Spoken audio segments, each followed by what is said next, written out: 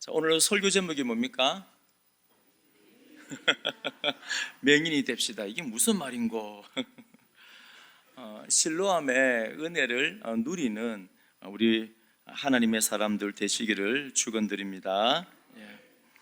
9장 전체 이렇게 스토리를 가지고 말씀을 드리겠습니다. 왜 우리가 맹인이 되어야 하느냐? 이제 9장의 결론부 39절에서 41절에 보니까 결론이 뭐냐 하면은 맹인된 자는 눈이 열려서 예수님을 보게 됩니다. 그리스도를 만나게 됩니다.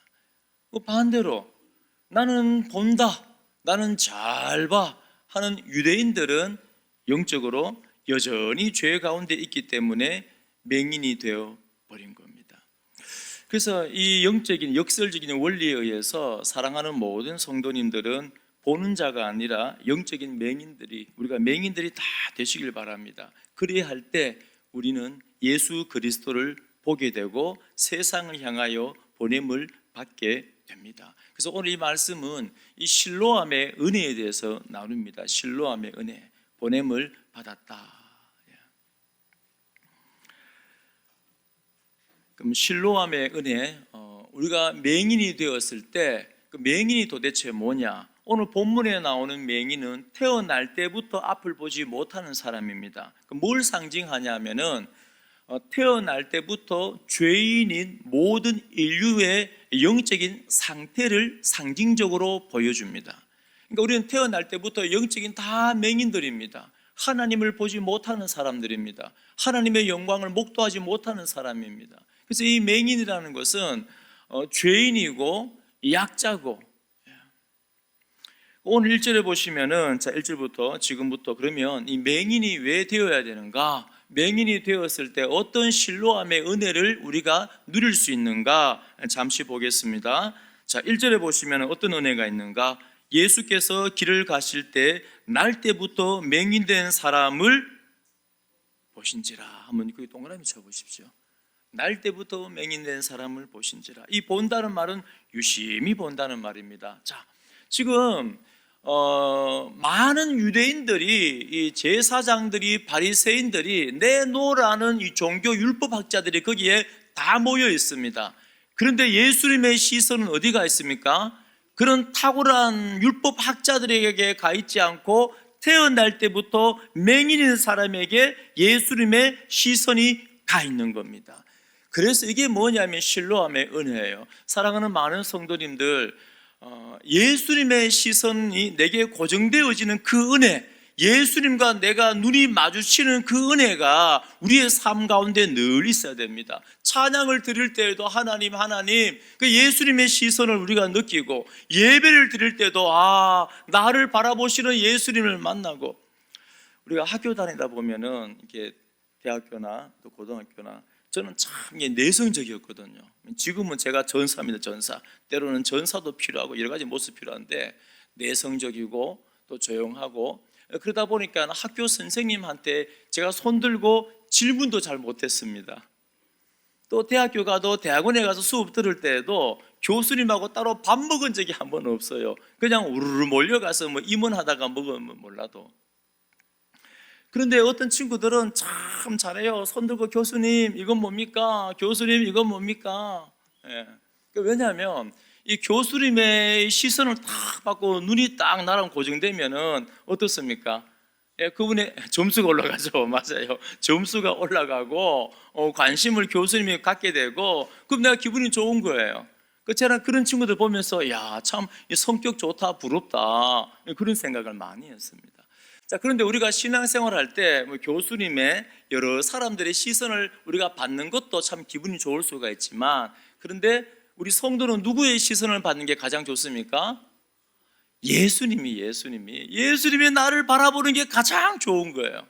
예수님이 내 마음을, 나와 함께 눈을 마주치고 싱긋이 웃으면서 내게 찾아오시는 게 가장 그 뭐냐면, 이 맹인이 상징하는 건 뭐냐면은 날 때부터 죄인, 연약한 사람, 목마른 사람, 애통하는 심령을 의미합니다. 이 맹인은 자기 스스로 볼 수 있습니까? 없습니까? 못 봐요. 내 스스로 할 수 있는 게 없습니다. 우리가 가만히 보면은 이 죄인된 이 심령은 우리가 왜 은혜를 받으면은 겸손하지 해줄 수밖에 없냐면은 나는 내가 할 수 있는 게 없습니다. 하나님이 은혜를 안 주시면은, 안 도와주시면 못 살아요. 그 가난한 심령, 그 가난한 심령을 가질 때 예수님은 우리에게 찾아오시는 겁니다. 실로암의 은혜가 그때 있는 거예요. 이 자리에 앉아 있으면, 야, 오늘 내가 이 자리에 앉아 있었는데, 나 오늘 예배 성공했어? 말씀드릴 수 있습니까? 아니요. 주님이 만져주지 않는 예배, 하나님의 은혜의 영광을 목도하지 않는 예배는 자리는 앉아 있었지만은 우리 마음대로 안 된다니까요. 우리가 찬양 한 곡 드릴 때에도 마찬가지입니다. 기도할 때도, 그러니까 하나님이 도우지 아니하시면, 하나님이 역사하지 아니하시면은 우리는 살아갈 수가 없는 존재, 아무것도 할 수 없습니다. 또 더 깊이 나아가면요, 하나님이 은혜를 주시면 깨닫게 되잖아요. 모든 게 하나님의 은혜라고. 그래서 가난한 심령, 애통한 심령이 되어서 더 큰 은혜를 경험하는데, 우리가 오늘 두 다리를 가지고 많은 분들이 교회에 걸어왔습니다. 이걸 당연한 걸로 알지만은 지금 병원에 가보시면은 많은 분들이, 야, 내가 소원이 있는데 딱 한 번만 걸어봤으면 좋겠다.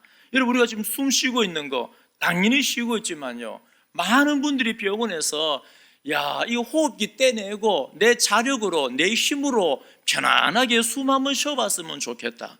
여러분, 우리가 지금 가지고 있는 모든 것들은 보면 다 뭡니까? 하나님의 은혜인 줄로 믿습니다. 네. 이걸 아는 분들은, 내가 영적인 맹인이구나, 소경이구나, 죄인이구나, 하나님이 나를 안 도와주시면 안 되는구나, 알고 보니 다 하나님의 은혜였구나. 이게 세상 사람들은 잘 모르는 사람들은요, 이게 하나님을 의지하는 것을 갖다가 부정적으로 봅니다. 에이, 지가 약하니까 그렇지. 에이, 내 주먹을 의지해, 내 힘을 의지해, 뭐 그럽니다. 아니요, 그렇지 않아요. 정말 강한 사람은 어떤 사람이냐면은 창조주를 알고 꼭 붙든 사람이에요. 제가 지난교회 이상민 목사님, 원로 목사님을 제가 참 좋아합니다. 그 모르는 분들은 뭐 카드라 방송 몇 개 듣고 뭐라 하던데, 그 참 희한한 분도 많이 계시지만, 그래 이제 그분을 제가 참 좋아해요. 왜 좋아하냐면은 은혜를 참 많이 경험했어요. 하루는 저를 부릅니다. 야, 강 목사야, 은혜 받는 비법을 가르쳐 줄게. 그 제가, 아니 목사님, 그 은혜 받는 비법이 어디 있습니까? 하나님이 주시면 받는 거지. 그러니까 아니야. 어떻게 받아요? 강 목사야, 눈물이 회복되어져야 돼. 눈물이 회복되어져야 돼. 가난한 심령, 애통한 심령, 오늘 말씀의 영적인 소경, 죄인, 맹인, 그 가난하고 애통한 그 심령을 가질 때, 눈물이 회복되어질 때, 눈물로 하나님 앞에 나아갈 때 하나님이 잘 들어주셔 그러는 거예요. 제가 그 말씀을 가만히 들어보니까 맞는 겁니다. 오늘하고 내일하고 새벽에 계속 묵상하는데, 오늘 새벽에 예수님이 우셨잖아요. 왜 우셨습니까? 그 마리아가 우는 겁니다. 예수님이 계셨으면 내 오라버니가 안 죽었을 건데요. 그 애통하는 심령, 그러니까 예수님께서 어떻게 합니까? 찾아가셔서 함께 우는 거예요. 비통한 마음을 가지고 우는 겁니다. 여러분, 우리 모두는 언제 예수님이, 오늘 예배 드리는데 그냥 성령님이 나를 패스하고 지나가면 안 되잖아요. 예배 드리는데 예수님이 나를 만나주시고 내 눈을 마주치셔야 돼요. 말씀을 들을 때, 기도를 할 때, 찬양을 들을 때 예수님이 내게 찾아와 주셔야 돼요. 내가 맹인인 걸 알 때, 내가 가난한 심령일 때, 내 안에 눈물이 회복되어질 때, 말씀을 묵상해도 참 마음에 눈물이 나는 것 같아요. 기도를 할 때도, 찬양을 드릴 때에도 늘 이 눈물이 회복되어져야 됩니다. 가난한 심령일 때. 모든 것이 다 하나님의 은혜구나, 하나님이 안 도와주시면 나는 못 사는구나.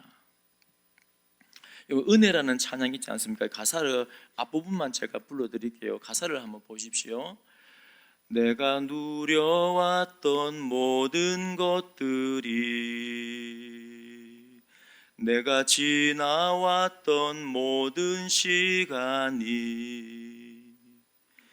내가 걸어왔던 모든 순간이 다 당연한 것 아니라 은혜였소. 아침 해가 뜨고 저녁에 노을, 봄의 꽃향기와 가을의 열매, 변하는 계절의 모든 순간이 당연한 것 아니라 은혜였소. 내가 이 땅에 태어나 사는 것, 어린 나이 시절과 지금까지 숨을 쉬며 살며 꿈을 꾸는 삶, 당연한 것 아니라 은혜였소. 내가 하나님의 자녀로 살며 오늘 찬양하고 예배하는 삶, 복음을 전할 수 있는 축복이 당연한 것 아니라 은혜였소. 아멘. 이 마음이 뭐냐면은 하나님이 은혜 주시지 아니하면 저는 죽어요. 저는 죄인입니다. 저는 보지 못합니다. 맹인입니다. 그 마음이에요. 그래서 우리가 영적인 이게 맹인이 되어질 때 실로암의 은혜를 누리게 되어집니다. 사랑하는 모든 성도님들, 늘 연약한 심령으로, 가난한 심령으로, 애통한 심령으로 살아가시고 매 예배 때마다, 말씀 때마다, 기도할 때마다 나를 찾아오시는 주님을 만나는 놀라운 은혜를 누리는 믿음의 사람들 되시기를 축원드립니다. 자, 그런데 이 제자들이 묻습니다. 고민이 되는 겁니다. 예수님, 도대체 누구 죄 때문에 그러합니까? 누구 죄 때문에 그러합니까? 여러분, 이 태어날 때부터 맹인이라는 것은 굉장히 고통스러운 삶, 이 절망적인 삶입니다. 뭐냐면은 요즘에야 이게 장애가 있는 분들 인권이 많이 올라갔고 존중을 해드리고 그렇습니다. 그런데 이 당시에는 그렇지 않습니다. 맹인이 되어버리면은 일할 수 있는 게 없습니다. 먹고 사는 게 너무 힘들어요. 그리고 많은 사람들이 원인을 생각합니다. 이 죄의 결과로서 이 사람이 이렇게 된 거다. 그러니까 이 맹인이 갈 때마다, 그리고 태어나서 몇 날 지나서 맹인이 된 게 아니고 태어날 때부터 맹인이니까 막 사람들이 수근수근 거리는 거예요. 야, 저 사람은 태어날 때부터 맹인이니까 저 부모들이, 조상들이 죄를 많이 지었을 거야. 여러분 한번 상상해 보십시오. 길을 걸어가는데 막 부모 욕을 해봐요. 기분 어떻겠습니까? 또 어떤 사람들은 하나님이 미리 저 사람이 죄를 많이 지을 걸 알고 미리 맹인이 되게 심판해 준 거야. 그러니까 이 사람의 일생 자체가, 아니 앞이 안 보이는 것도 고통스러운데 막 사람들이 비난하는 겁니다. 자, 여러분들, 제가 지금 중요한 말씀 드립니다. 잘 들으십시오. 평생 기억하십시오. 지금 드리는 말씀은 예수 믿는 사람도, 제자도, 본질을 붙드는 사람도 이 땅을 살아갈 때 때로는 내가 이해할 수 없는, 받아들이기 힘든 고통과 아픔과 어려움이 반드시 있습니다. 그거는 욥도 마찬가지고, 왜냐하면 이 세상 자체가 공중권세 잡은 자가 다스리기 때문에. 그리고 여러분도 한번 시험해 보십시오. 내가 본질을 붙들면 붙들수록 사탄마귀가 가만히 있겠습니까? 그러니까 우리가 이해할 수 없는 고통과 어려움, 내가 감당하기 힘든 벅찬 이게 나를 막 무너뜨리고 집어삼키는 그런 어려움들이, 절망이 우리에게 엄습해 올 때가 분명히 있습니다. 분명히 있어요. 자, 그때마다 꼭 기억하십시오. 꼭 기억하십시오. 뭘 기억하냐면, 많은 사람들은 그 고통 가운데, 어려움 가운데, 지금 제자들은, 뒤에 나오는 유대인들은 뭘 기억합니까? 이 맹인의 이 절망 가운데 지금 뭘 떠올립니까? 원인을 떠올려요. 원인. 많은 사람들은 원인을 떠올려요. 야, 이 문제가, 이 사람이 도대체 원인이 뭐냐? 누구의 죄 때문이냐? 이 원인에 초점 맞추어져 있습니다. 물론 때로 우리가 큰 실수를 해서, 잘못을 해서 하나님이 깨닫게 해주시는 것도 맞습니다. 그러나 우리가 말씀 붙들고 살아가고 있는데 큰 죄를 짓지도 않았는데 감당하기 벅찬 그런 고난 가운데 있을 때는 잘 꼭 기억하십시오.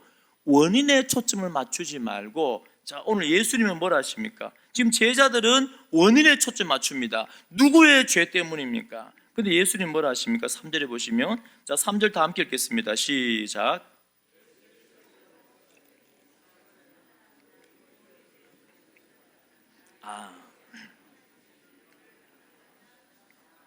아멘. 그에게서 하나님이 하시는 일을 나타내고자 하심이라. 적어 놓으십시오. 목적.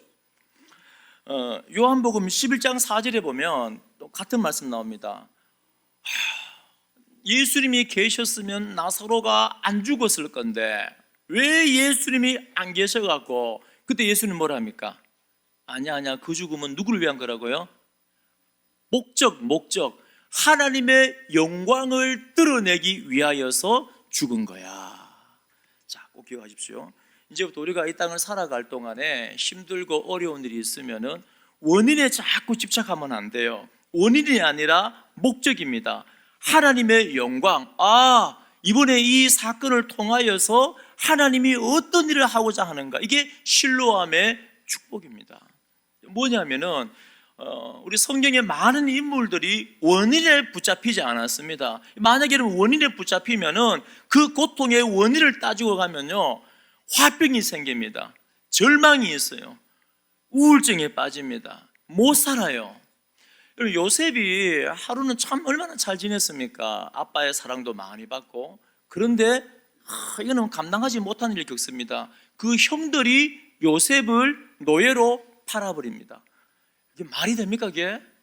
근데 만약에 요셉이 이 일이 어떻게 나에게 일어났는가 원인에 초점을 맞추었으면 여러분 살아남았겠습니까? 노예로 팔려갔을 때 또 보디발 집에서 열심히 충성했는데 그 아내 때문에 누명을 덮어쓰고 감옥에 갇혔어요. 얼마나 억울합니까? 그럼 원인을 생각하면, 야, 도대체 그 형들이 말이야, 내 형이 맞아? 내 핏줄이 맞아? 내가 나가기만 나가봐 다 없애버릴 거야. 내가 어떻게든 간에 복수할 거야. 그 원인에 초점 맞춰버리면요, 평생 그 화병 가운데, 절망 가운데, 분노 가운데 잠식당하고 마는 겁니다. 피폐해지는 거예요. 근데 요셉은 어떻게 했습니까? 야, 하나님이 왜 나를 이렇게 고통 가운데 밀어넣었을까? 하나님이 왜 나를 이렇게 힘든 일을 겪게 하셨을까? 나중에 알고 보니까 뭐였어요? 나를 통하여서 아브라함에게 약속하신 큰 민족이 되어야 되는데 흉년이 들어 우리 조상들 다 죽어버리면 하나님의 약속이 이루어집니까? 안 되잖아요. 나를 통하여서 하나님께서 우리의 조상 아브라함에게 하신 약속을 이루려고 하는구나. 두 번째, 하나님께서 나를 통하여서 지금 이게 흉년, 7년째 흉년으로 다 죽어버릴 건데 나를 통하여서 이 세상 사람들을 살게 만들었구나. 그러니까 원인에 초점을 맞추지 않고 목적에 초점을 맞추는 겁니다. 그러니까 어떻게 돼요? 원인도 자연스럽게 알게 되고, 더 나아가서 그 절망에 빠져서 사라질 삶이었는데 알고 보니까는 위대한 믿음의 용사가 되고 하나님의 멋진 도구가 되지 않습니까? 바울도 마찬가지입니다. 신약의 모든 성도 마찬가지입니다. 바울이 뭐라 합니까? 그 나중에 차라리 바울은 뭐라고 말하냐면은, 야, 고난 받으니까 차라리 좋다, 즐겁다. 왜요? 야, 초대교회 성도님들도 막 복음 전하다가 만약에 막 두드려 맞고 폭력을 당하고 감옥에 갇혔을 때 원인을 따져봐요. 만약에, 야, 나는 지금 자기들 지금 영생 얻으라고 복음 전했는데 감히 나를 쳐? 나는 지금 자기들 잘 되라고 지금 복음 전하는데 나를 감옥에 가도 어떻게 화나 살겠습니까? 근데 그게 아니고 어떻습니까? 야, 하나님께서 이번에 어떤 목적을 가지고 나를 이렇게 감옥에 갇히게 하셨는가? 영광을 드러내고 복음 전하고. 그러니까 사도행전 5장 41절에 보면 사도들은 그 이름을 위하여 능력을 받는 일에 합당한 자로 여기심을 기뻐하면서 공의 앞을 떠나니라. 또 야고보서도 마찬가지입니다. 내 형제들아, 너희가 여러 가지 시험을 당하거든 온전히 기쁘게 여기라. 자, 그게 뭐냐 하면은 바로 하나님의 놀라운 은혜입니다. 숨겨진 축복인 거예요. 실로암, 이게 우리가 맹인이었을 때, 우리가 앞을 보지 못하는 영적인 맹인이고 죄인이었고 목마른 심령, 가난한 심령일 때 하나님께서는 우리에게 찾아와 주셔서 우리를 통하여서 놀라운 일들을 계획하십니다. 이 맹인은 너무 고통스럽지만, 이 맹인은 태어날 때부터 참 많은 사람들로부터 손가락질 받았지만은, 그러나 하나님은 그 고통을 통하여 뭐 한다고요? 하나님의 놀라운 일들을 해 나가시는 거예요. 그리고 우리 모든 성도님들은 이제는 어떤 원인에 초점을 맞추지 말고 어디에요? 목적에. 야, 이번 이 일을 통하여서 하나님이 어떤 일을 행하실까? 어떤 일을 행하실까? 자, 그리고 세 번째, 이 실로암에 대해서 이제 실로암의 복이 무엇인지 이제 구체적으로 드러납니다. 예수님께서 이제 고치시고자 합니다. 그래서 흙에다, 땅에다가 침을 뱉어서 이 진흙을 바릅니다. 그리고 진흙을 참 이렇게 깹니다. 그리고 눈에다가 발라요. 그리고 실로암 못에 가서 씻으라. 실로암 못에 가서 씻으라. 실로암의 뜻이 뭡니까? 7절에 보니까 보내심을 받았다. 보내심을 받았다. 친절하게 해석을 해줍니다. 실로암 뜻은 뭐냐면 보냄을 받았다. 그래서 예수님으로부터 보냄을 받아서 실로암 못가 갑니다. 자, 그런데 우리가 하나님 이게 실로암의 이 복을 누리려면은 이 순종이 필요합니다. 뭐냐면은 한번 상상해 보십시오. 지금 맹인으로 거리를 지나다니는 것도 사람들이 손가락질하는데 한번 상상해 봐요. 얼굴을 화장한 것도 아니고 이 진흙을 가지고 그것도 눈에다가 이만큼 발라가 이렇게 해서 지나간다 한번 생각해 보십시오. 사람들이 어떻게 보겠습니까? 제정신이 아니구나, 난리가 나겠죠. 웃고. 근데 그 과정들을 다 거치면서 이 맹인은 실로암 못가에 갑니다. 그리고 그대로 씻습니다. 여러분, 이렇게 눈이 안 보이는데 흙 바르는 게 뭔 상관이 있습니까? 눈이 안 보이는데 그 예루살렘 사람들 전체가 이 실로암 못에서 물을 퍼먹는데 그 물에 씻는 거하고 뭐 상관이 있습니까? 그러나 실로암의 은혜는, 하나님의 은혜는 순종할 때 성취가 되는 겁니다. 그래서 씻었습니다. 그런데 진흙을 다 씻어내고 나니까 태어날 때부터 한 번도 본 적이 없는데 세상이 보이는 거예요. 눈이 열리는 겁니다. 자, 이게 어떤 의미가 있는가? 실로암 뜻이 뭐라고요? 오늘 보면은 7절에 보면은 실로암은 번역하면 보냄을 받았다, 그 말입니다. 우리 개혁자들은 이걸 어떻게 해석하냐면은 예수 그리스도는 어떤 분이십니까? 이번에 요한복음을 쭉 묵상하면서 자주 나오는 말씀인데, 예를 들어 6장 38절에 내가 하늘에서 내려온 것은 내 뜻을 행하려 함이 아니요 나를 보내신 이의 뜻을 행하려 함이니라. 아멘. 많은 구절에서 예수님이 어떻게 자신을 증언하냐면은 나는 그냥 내가 아니라 아버지가 나를 보내셨다. 그러니까 예수님이 어떤 분입니까? 하나님으로부터 이 땅 가운데 보냄을 받은 자입니다. 맞습니까? 그래서 이 실로암은 어떤 의미가 있냐면 두 가지입니다. 첫 번째 의미는 뭐냐면은 이 맹인이 실로암 못가에 가서 씻었더니 보게 되었습니다. 그 실로암 못은 누구를 상징하냐면 바로 이 땅 가운데 보냄을 받은 예수 그리스도를 상징하는 겁니다. 그래서 우리 많은 신학자들은 바로 이 실로암이 누굽니까?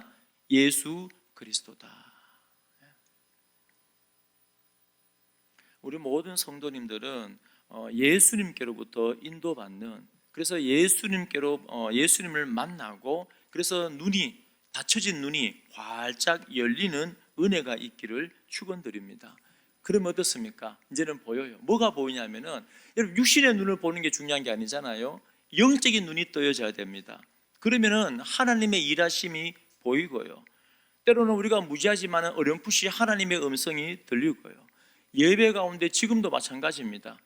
그리고 우리 찬양 가운데도 하나님의 임재가 보이고요. 그러니까 영적인 눈이 열려야 돼요. 그건 언제 일어나는가? 바로 실로암의 은혜가 있을 때, 예수님을 만날 때, 예수님께 보냄을 받을 때 이 놀라운 은혜가 있는 겁니다.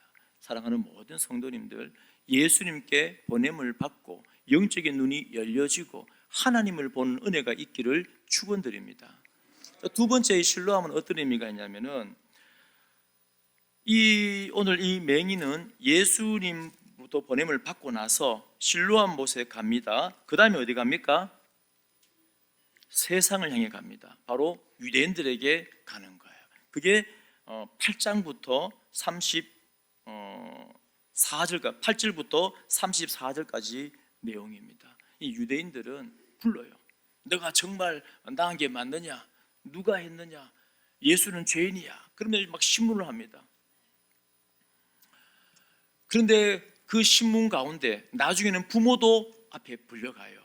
근데 부모님은 제대로 말을 못합니다. 왜냐하면 22절에 보면 그 부모가 이렇게 말한 것은 이미 유대인들이 누구든지 예수를 그리스도로 시인하는 자는 출교하기로 결의하였으므로 그들을 무서워함이로라. 그러니까 부모님은 답을 못합니다.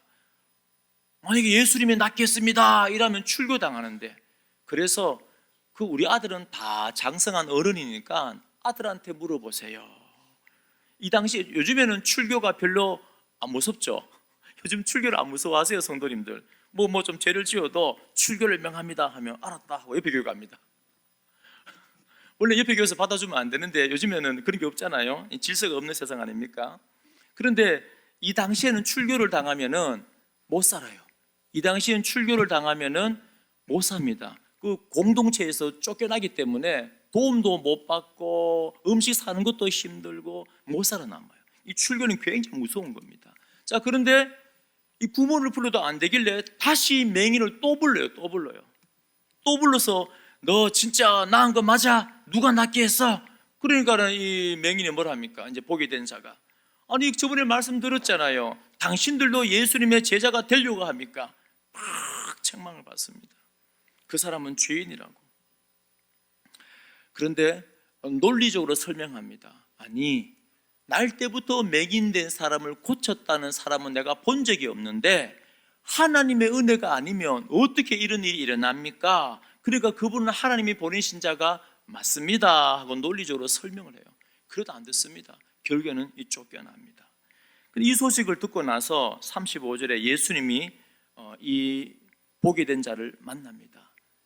그리고 자신의 정체를 온전히 드러내요. 그 전까지는 선지자로, 17절에 보면 이 맹인은 선지자로 고백합니다, 예수님을.